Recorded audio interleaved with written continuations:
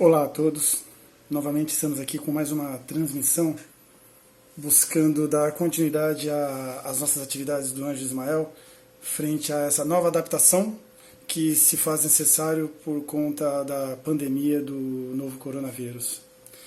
Espero que todos que estejam assistindo nesse momento esse vídeo, essa pequena preleção, possam estar bem, possam estar usando e abusando do seu bom senso, se cuidando e, acima de tudo, refletindo sobre suas próprias ações e naquilo que pode contribuir para o bem coletivo. Vivemos numa sociedade onde o bem maior é que tem que ser buscado, até porque eu me incluo nesse bem maior. Bom, para a preleção de hoje, nós buscamos como o tema algo associado a tudo isso que está acontecendo conosco, porque é inevitável não falarmos no assunto. A gente não pode adotar a política de que em casa de enforcado não se fala em corda. Estamos vivendo um momento ímpar nas nossas vidas e se faz necessário buscarmos esclarecimentos, buscarmos informações, reflexões que possam agregar a nossa forma de viver. E na tentativa de contribuir para isso, hoje eu venho trazer um tema para conversarmos, que é a seguinte pergunta: Deus castiga? Pensem um pouquinho e respondam para vocês mesmos. Deus castiga? Antes de tentarmos responder a isso, vamos entender o universo, o contexto da frase. Castigo. O que é castigar? Uma definição própria nossa, algo que podemos sentir, sem buscar os grandes dicionários para definir categoricamente o verbo castigar. O castigo é uma punição aplicada a quem erra ou desobedece uma lei. Trata-se de uma punição imposta para corrigir uma falha provocada por um indivíduo. Tem a função de disciplinar a relação entre as pessoas. Agora, se a gente analisar com um pouco mais de cuidado, castigo, a gente pode se surpreender em perceber que lá na essência, lá na origem de sua aplicação ao infrator, o castigo, ele pode assumir o papel da vingança imposta por aqueles que não praticaram o erro. Alguém cometeu um crime, alguém infringiu uma lei, alguém desobedeceu uma determinação, causou prejuízos, causou mortes, causou contrariedade à ordem imposta. Essa pessoa não pode passar impune. Ela tem que pagar pelos seus erros. E aí aplicamos o castigo como uma forma puramente punitiva e vingativa. Se a gente observar, por exemplo, o que acontece com os nossos presídios, um assunto bem delicado de se tratar, porque mexe com um contexto social que vai do 8 a 80, assim, rápido. Os nossos presídios, eles são armazéns de pessoas que infringiram a lei social, que cometeram crimes. E estão lá para pagar pelos seus crimes. Porém, uma coisa é muito certa. Do jeito que eles entraram, eles vão sair do ponto de vista ético, moral e de conhecimento. Porque não é oferecida a essas pessoas a oportunidade de aprender com o erro, de procurar refletir sobre o que fizeram e se readequarem a uma vida social. É apenas a reclusão e a exclusão social. Ora, se isso não é uma vingança, o que seria uma vingança, não é mesmo? A palavra é forte, eu compreendo. Mas o castigo, ele não é educativo. Se a gente buscar no Livro dos Espíritos, a gente vai ver, eu vou rolar aqui na tela que eu tenho essa informação separadinha, bonitinha. O Livro dos Espíritos, na pergunta de 1000 a 1002, os Espíritos dizem o seguinte para Kardec: só por meio do bem se repara o mal. E a reparação nenhum mérito apresenta, se não atinge o homem nem no seu orgulho, nem nos seus interesses materiais. Percebem a profundidade? Só por meio do bem se repara o mal. Nenhum mérito tem se não atinge o homem no seu orgulho ou nos seus interesses materiais. Percebem que se não há uma introspecção do ato, a punição acaba não tendo um valor educativo. A punição vira apenas vingança. E aí, vamos voltar lá para a pergunta: Deus castiga? E novamente, vamos buscar no Livro dos Espíritos o respaldo para pensarmos nessa resposta agora. Na questão 258A. Não é Deus, então, que lhe impõe as tribulações da vida como castigo? Pergunta bem clara, bem pertinente ao que estamos falando. Deus castigou? O que os Espíritos respondem para Kardec? Nada ocorre sem a permissão de Deus, porquanto foi Deus quem estabeleceu todas as leis que regem o universo. E de agora perguntar, por que decretou ele esta lei e não aquela? Dando ao Espírito a liberdade de escolher, Deus lhe deixa a inteira responsabilidade de seus atos e das consequências que estes tiverem. Nada lhe estorva o futuro. Abertos se lhes acham, assim, o caminho do bem como do mal. Se vier a sucumbir, restar-lhe-á a consolação de que nem tudo se lhe acabou e que a bondade divina lhe concede a liberdade de recomeçar o que foi mal feito. Quanta diferença, né? Percebem? Eu vou enfatizar alguns trechos. Dando ao Espírito a liberdade de escolha. Deus, segundo a doutrina espírita, criou os seres simples e ignorantes. E dotou-nos dessa capacidade que talvez seja a maior ferramenta para o nosso processo evolutivo. A liberdade de escolher, o livre-arbítrio. O livre-arbítrio nos impõe automaticamente a inteira responsabilidade de seus atos e das consequências que esses tiverem. O livre-arbítrio, ele nos coloca como autores da nossa vida. Assinamos junto com Deus a obra da criação, pois interferimos nessa obra ao termos o poder de escolha. Agora eu pergunto a vocês, Deus então foi imprudente ao nos dar essa capacidade de escolha? Porque ele deveria, com muita certeza, antever que erraríamos, que faríamos escolhas absurdas, que geraríamos os mais tenebrosos cenários futuros frente às consequências dessas escolhas.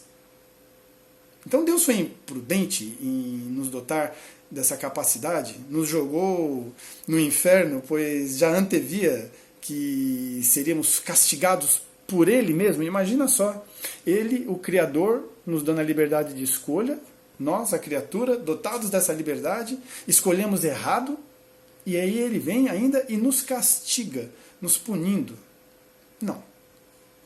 Temos que acreditar que esse ser ao qual chamamos de Deus, que transcende a tudo que podemos imaginar e compreender, ele não pode ser igual ou mesmo menor do que o melhor e mais sábio ser humano que já existiu na face do universo.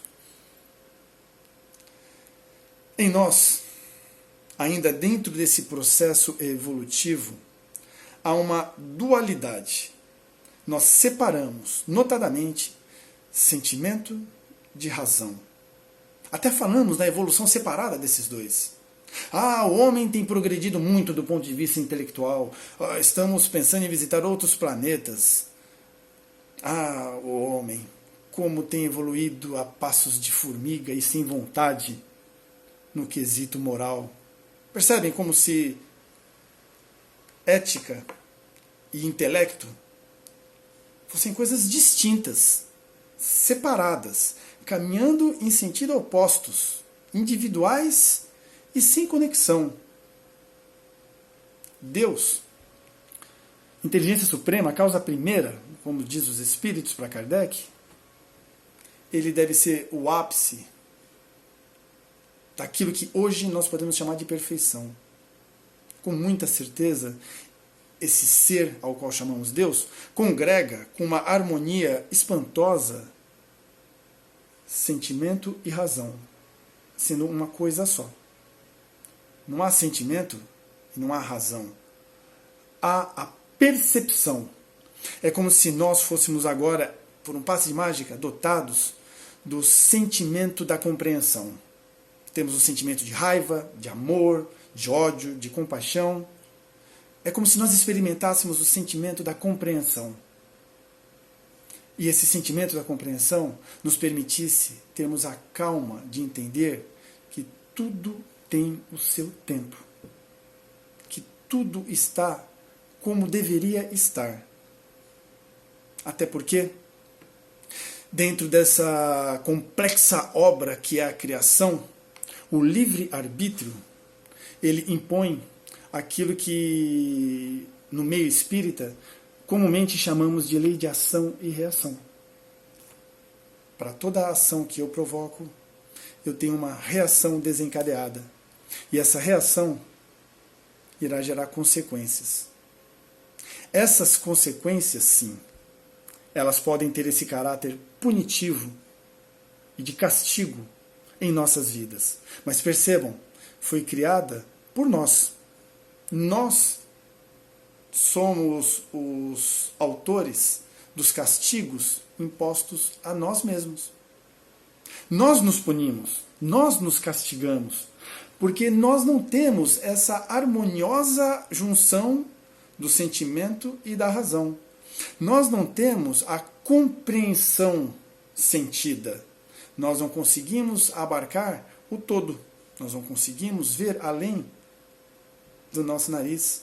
E isso não é uma falha, isso não é um erro, isso não é um pecado. Isso, mais uma vez, é uma simples consequência da força da vida. Estamos num processo de construção. Estamos juntando as nossas peças. Essas peças estão espalhadas pelo universo e cabe a nós buscarmos elas com as nossas mãos e juntá-las.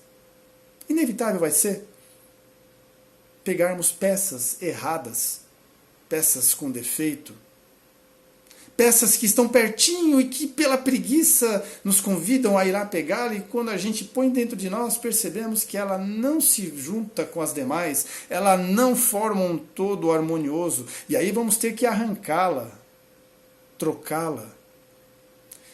E isso acaba trazendo consequências. Nos punimos, nos infligimos castigos porque não temos paciência conosco, porque não sabemos nos perdoar, uma vez que não nos compreendemos, não sabemos nos perdoar, porque simplesmente não aprendemos ainda a desenvolver o amor de si, o amor necessário por nós, porque alguém aí já disse, amai ao próximo como a ti mesmo. É necessário nos amarmos. É necessário buscarmos, primeiramente, a compreensão dos nossos atos. A compreensão dos atos não implica na absolvição dos erros. A compreensão dos nossos atos implica na compreensão da responsabilidade que teremos pelas consequências. Cientes da responsabilidade das consequências, poderemos encará-la olhando-a de frente. Saberemos que estamos colhendo os frutos que nós plantamos lá atrás. Não veremos a má sorte nos visitar como um castigo imposto por Deus. Não teremos que barganhar com a nossa consciência, porque, vejam, toda vez que nós cometemos um erro, toda vez que nós falhamos em nossas escolhas e finalmente conseguimos compreender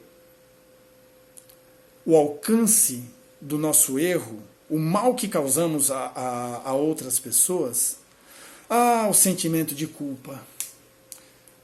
E ainda achamos que a dor física é cruel, a dor do parto, a dor de uma cólica renal, a dor do autoflagelamento. Dor nenhuma é tão pungente, é tão profunda como a dor da culpa, a dor da consciência, do remorso de termos errado. Porque ela dói na alma. Remédio nenhum extirpa. Cirurgia nenhuma corrige. E temos um desespero imenso em arrancar essa dor da consciência pesada. E aí a gente vai barganhar com a nossa consciência. A gente vai tentar amenizá-la, tentando reparar o erro, a dor que nós provocamos no outro, provocando essa dor em nós. É como se a gente pensasse assim, eu provoquei uma dor no fulano, ele está sofrendo essa dor. Vamos fazer o seguinte, vou provocar essa dor em mim, vou sentir essa dor e vamos trocar. Aí a gente está quites. A gente revisita o primeiro código criado para disciplinar as relações humanas. Lembram lá? Eu tenho ele aqui também, só para não ter perigo de falar besteira para vocês. O Código de Hammurabi, criado em 1730 a.C., no reino da Babilônia. A pena de talião, o olho por olho, o dente por dente. A gente reinventa, a gente revisita a pena de talião quando a gente se castiga para nos punirmos, tal qual o crime que nós praticamos. Não funciona, porque, como já vimos, sem aprendizado, tudo isso não teve valor. Porque se essa dor que eu me infligi, se esse castigo que eu me apliquei, não atingiu o meu orgulho, não modificou os meus interesses, qual serventia? Vingança? Novamente?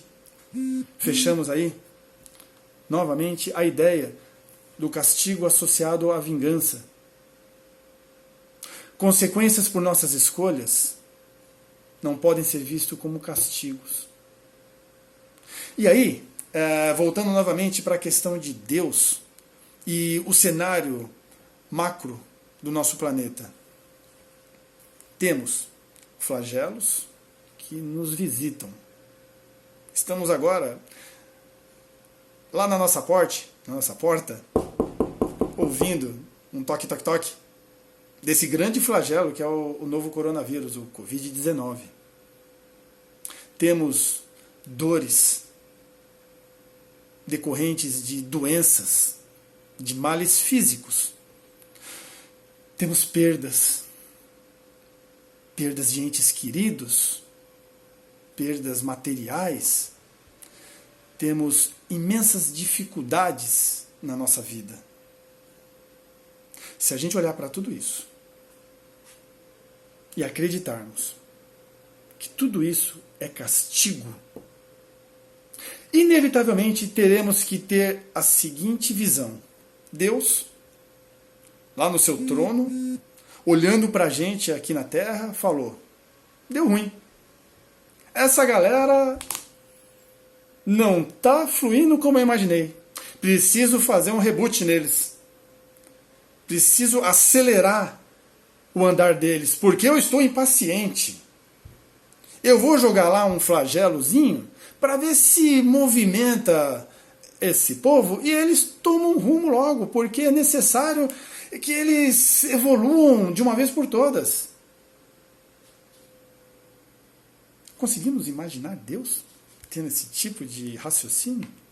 Impaciente com o nosso andar? Ora, temos a liberdade de escolha. Essa liberdade é regulada por leis naturais, que garante a execução da causa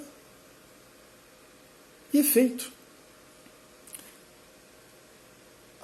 A nossa vida inteira nada mais é do que um curso rumo ao aprendizado.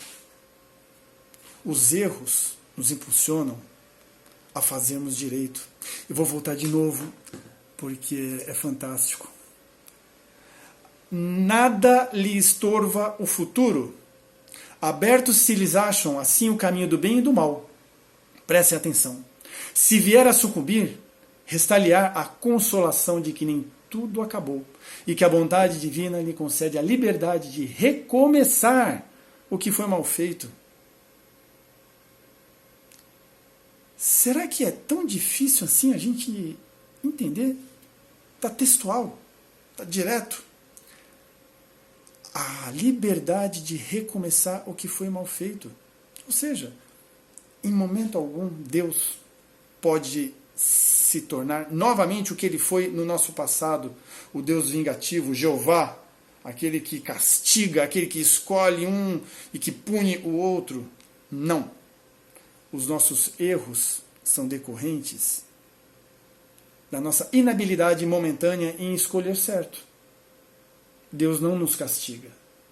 Nós nos castigamos por nossa imperícia e por nossa incapacidade de compreendermos de verdade o que temos que fazer.